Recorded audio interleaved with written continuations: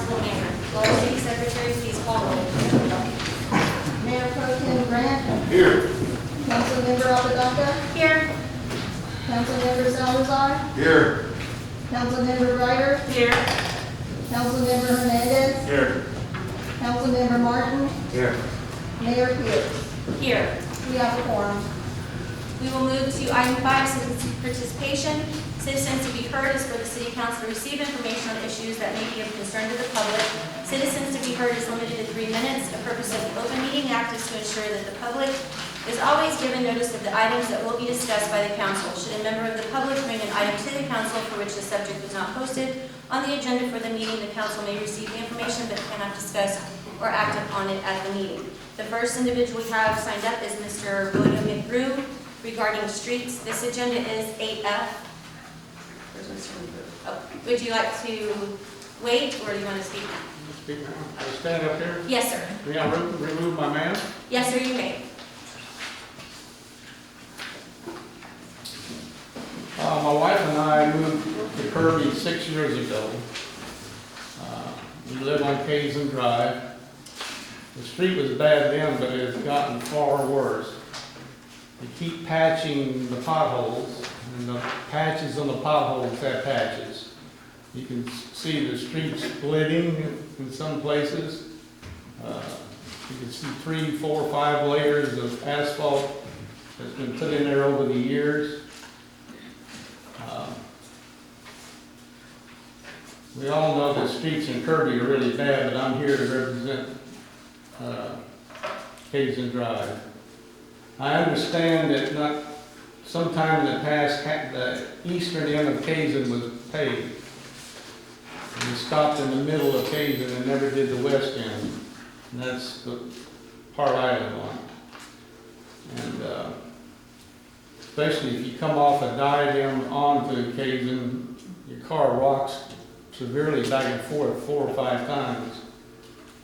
And it's terrible condition. Our county taxes has gone up since we've been here $100 a year. Now, that doesn't seem like a lot, but that's $600 more since we moved in. And we live on a fixed income. So I ask you to please consider fixing our street as soon as possible. It should be done correctly. And please, no patchwork this time around. Thank you. Thank you, Mr. McGrew.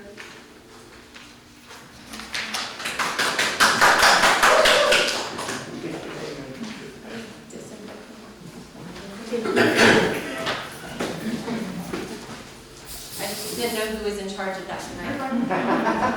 Good job. All right, the next individual we have signed up to speak is Mr. Ed Goodwin regarding streets. Again, this is on the agenda. Would you like to speak now or at the agenda item?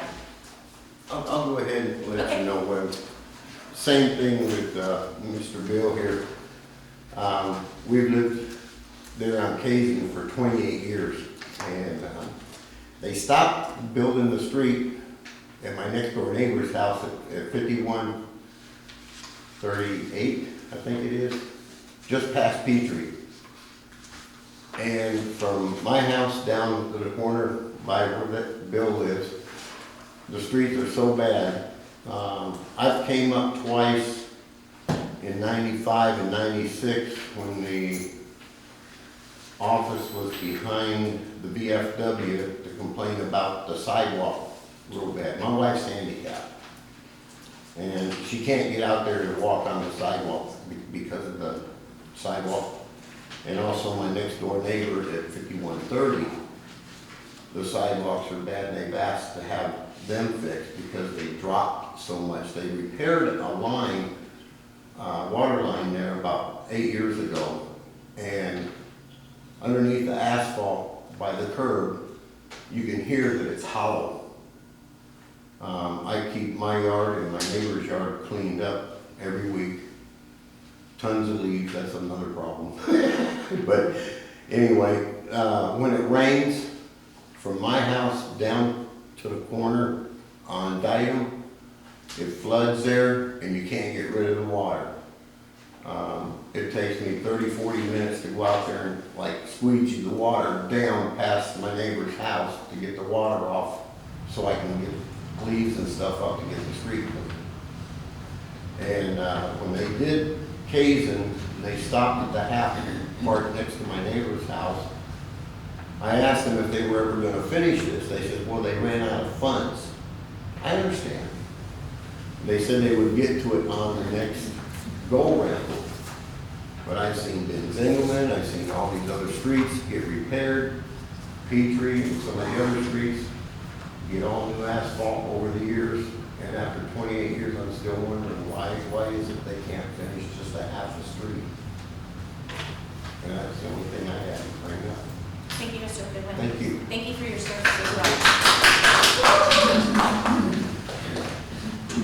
All right, the next individual we have signed up to speak is Mr. Harold Shaw regarding the crime board. This is item 8J. Would you like to? I'll wait. Wait, all right. Thank you.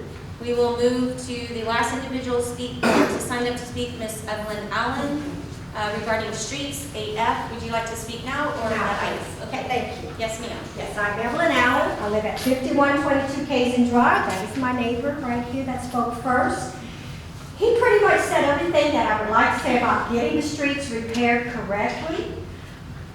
I have a question tonight. On our water bill, have any of y'all noticed there's a fee of $4 and it's for COF? Anybody in here know what that COF stands for? No. No, we would like to know what it stands for. Thank you. Thank you. When do I get my answer? When we get to that item, we will answer that question. Thank you very much. Yes, ma'am. Streets. All right, there is no one else signed up to speak this evening. We will move back to Mr. Shaw when we come to item 8J. We will move to item 6A, consideration of and action on the regular meeting minutes of February 25th, 2021. I will entertain a motion. Mayor, I make a motion that we accept the minutes of the regular meeting on February 25th, 2021. We have a motion by Councilmember Apodaca, seconded by Councilmember Hernandez to accept the regular meeting minutes of February 25th. Is there any discussion? All in favor, please raise your right hand. All right, the minutes pass. We will move to item 7A, 2020 Annual Racial Profiling Report Presentation, which will be done by our interim police chief, Roxanne Carter. Good afternoon, everyone. So, I'm glad to say that the racial profiling data for 2020 has already been submitted. Now, just to give you guys, everyone, a little update on why we do this. Since 2001, and then in the enactment of the racial profile law, all agencies are required to collect and report motor vehicle-related contact data for the purpose of identifying and addressing areas of concern in reference to racial profiling practices. Now, each year, the Kirby Police Department has complied with the racial profiling laws. In addition, have requested services from Alexander Del Carmen, who is a leading authority in the nation for racial profiling statistics. Now, the purpose of having an outside agency or outside entity complete an audit on all data collected is to have an impartial and unbiased analysis of the data to confirm the Kirby Police Department are in fact following proper procedure in reference to racial profiling. The comparative analysis is not a requirement for any agency to complete, but it is an option in which we have elected to follow. The Kirby Police Department conducted 1,935 traffic stops. 532 of them, or 27%, were Caucasian. 552, or 29%, were African American. 824, or 43%, were Hispanic or Latino. 26, or 1%, were Asian or Pacific Islander. And 1, or 0.05% were Alaska Native. Now, each of you have received a copy of that comparative analysis from Alexander Del Carmen. There will be one here at City Hall located and one at the Police Department. It is available for citizens upon request if you would like a copy.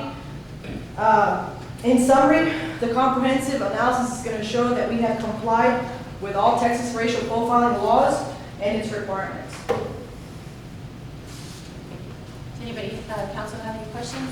Good job. Missing? Questions? Good job. All right, Thank you. thank you. Mhm. All right, we will move to item 8A, discussion of possible action on the City of Kirby fiscal year 2019-2020 audit report, Armstrong, Vaughn and Associates. Have Mr. Michael Calton here.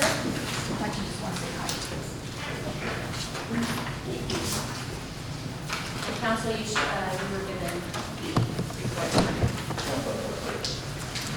Hello, I'm Mike Carlton with Armstrong, Vaughn and Associates. We performed your audit for fiscal year 2019-2020.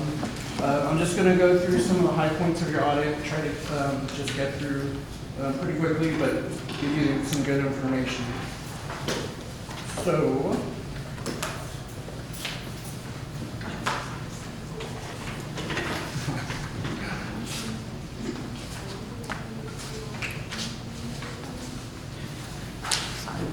no, you're fine. So just a little about what's contained in your financial report. You're going to have an introduction, and then you'll have our independent auditor's report where we're going to express our opinion on your financial statements. You'll have a management discussion and analysis, which is going to give you an overview of what's contained in the financial statements. You have the government-wide financial statements section, which is required by the Government Accounting Standards Board.